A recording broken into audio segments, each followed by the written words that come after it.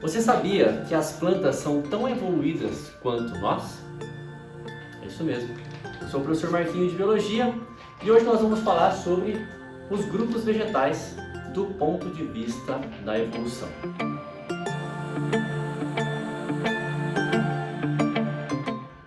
Como eu disse para vocês, as plantas, assim como todos os outros seres vivos que vivem hoje, estão num patamar de evolução que nós seres humanos também estamos. Mas aí o pessoal pergunta, mas professor, então o ser humano não é mais evoluído do que uma planta, do que uma bactéria, do que um fungo, né? Não. O ser humano é mais adaptado à sobrevivência do que esses seres vivos. Por quê? Porque se todos nós vivemos hoje, significa que todos nós estamos evoluídos. Chegamos num ponto da evolução que nos apresentamos com essas características. O ser humano é mais versátil, ele consegue viver em vários ambientes sem sofrer tantas consequências. Os outros seres vivos não, eles são mais limitados, ok? Então, consequentemente, nós somos mais adaptados. Não mais evoluídos, e sim mais adaptados. Esse é o conceito certo que a gente usa em evolução. Como nossa aula de hoje é sobre botânica, nós vamos falar dos mecanismos evolutivos que as plantas foram conquistando ao longo da sua história para se apresentar como nós vemos elas hoje, tá bem? Começando pelo grupo ancestral, já que nós vamos falar de evolução dos grupos vegetais, nós temos que começar falando das algas pluricelulares. Por que algas pluricelulares? Porque elas já têm uma quantidade de células relativa a todos os outros grupos de vegetais que nós temos aqui. O que as algas pluricelulares têm que todas as plantas também têm? Possui a clorofila, né? As algas pluricelulares, elas possuem o pigmento que nós chamamos de clorofila.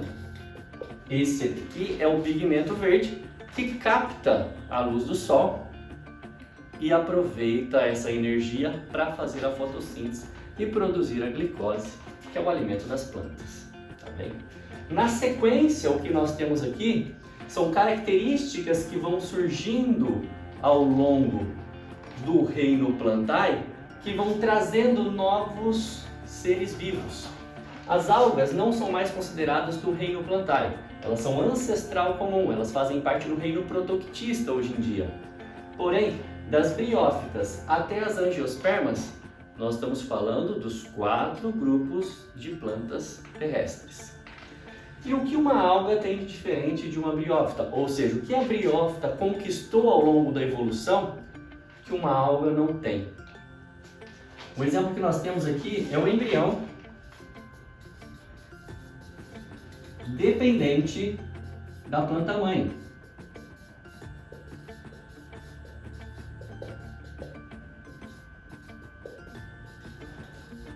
Algo muito importante porque, além dele depender diretamente da planta-mãe, ele também está protegido. Aqui a gente sempre pensa em estruturas reprodutoras das plantas. No caso é o arquegônio, tá? Então, as algas não têm os embriões dependentes das plantas mães. As briófitas já possuem. E no caso das briófitas, nós temos algumas características, nós temos algumas considerações a fazer. São as primeiras plantas, as mais simples, as que dependem de água para fecundação, as plantas que são representadas por musgos, hepáticas, principalmente os musgos, que são aquelas plantinhas verdinhas formando um tapetinho e que de repente surge estruturas que nós chamamos de gametófitos, esporófitos, mas isso é um assunto para uma nova aula.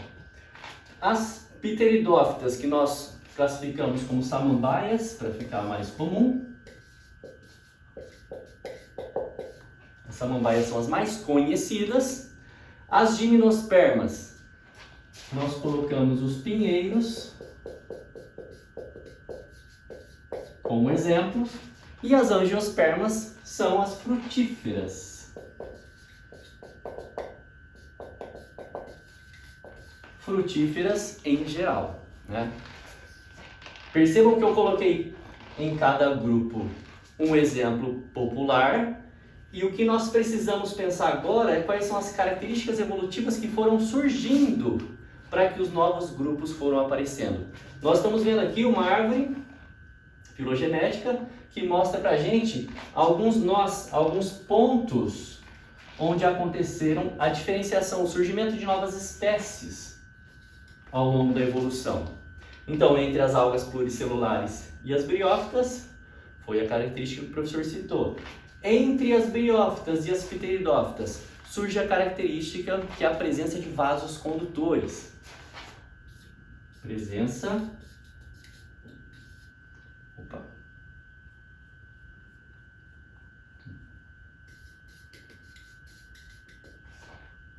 de vasos condutores, que nada mais são que xilema e floema. O xilema, o vaso condutor que transporta água e sais minerais do chão até a copa das árvores ou até as folhas, e o floema que transporta a glicose produzida na fotossíntese das folhas para todas as partes da planta. Entre samambaias, entre pteridófitas e gimnospermas, surge a estrutura semente, que nenhuma das outras apresenta. A semente surge apenas a partir dos pinheiros. E a semente é uma estrutura extremamente importante que nós, biólogos, consideramos como uma fortaleza do embrião. Ela protege o embrião da mesma forma que um ovo de galinha protege o embriãozinho daquela ave. Porque ali na semente, além da casca protegendo da entrada de micro-organismos, nós temos um embrião que está num meio desidratado. E ao mesmo tempo que ele é um meio desidratado, tem muitos nutrientes. No primeiro momento que a água conseguir entrar nessa semente, hidratar as enzimas e essas enzimas começarem a transformar aquele amido em glicose e oferecer essa glicose para o embrião vai ter energia suficiente, vai ter força suficiente para sair de dentro daquela fortaleza que é a semente.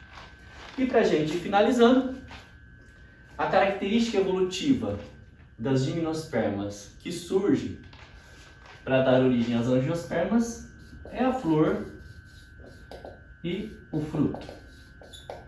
Somente as plantas angiospermas que apresentam flor e fruto, ou seja, estrutura de reprodução visível, vistosa, que chama polinizadores para ajudar a planta na reprodução, e o fruto, que é uma cápsula que protege a semente e automaticamente atrai os animais disseminadores do vegetal no ambiente terrestre. E antes de finalizar, gostaria de convidar você a se inscrever no canal, acione o sininho, curta, compartilhe e deixe seus comentários. Beijos e abraços, valeu!